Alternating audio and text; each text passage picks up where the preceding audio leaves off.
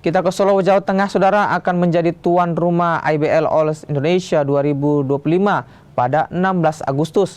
Berkapasitas 3.800 penonton, Gor Indoor Manahan Solo, Jawa Tengah akan menjadi saksi persaingan 13 tim yang akan memperebutkan Piala Menpora kali ini.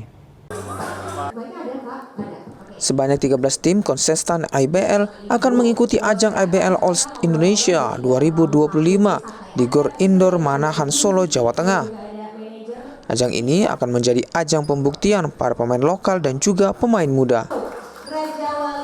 Untuk mendukung itu, aturan pun dibuat. Setiap tim tak boleh menyertakan pemain asingnya maupun pemain keturunan. Terkait drawing, manajemen IBL membagi 13 tim ke dalam 2 grup dengan sistem kompetisi round robin.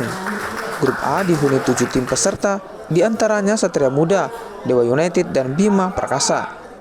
Sementara grup B dihuni 6 tim peserta, diantaranya Pelita Jaya Jakarta, Satya Wacana Salatiga, serta Bali United Basketball. Persaingan sengit antara pemain lokal IBL akan membuat turnamen penutup di musim 2025 ini dianggap lebih kompetitif. Pelita Jaya tahun lalu juara All Indonesian, ini ada di grup yang berbeda dengan Dewa United yang merupakan finalis.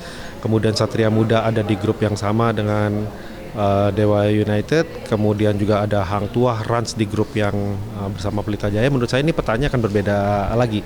Dan tadi karena ini All Indonesian adalah ajang untuk pemain lokal, peta penyusunan pemainnya pasti juga akan berbeda. Jadi menurut saya akan menarik juga seperti tahun lalu All Indonesian.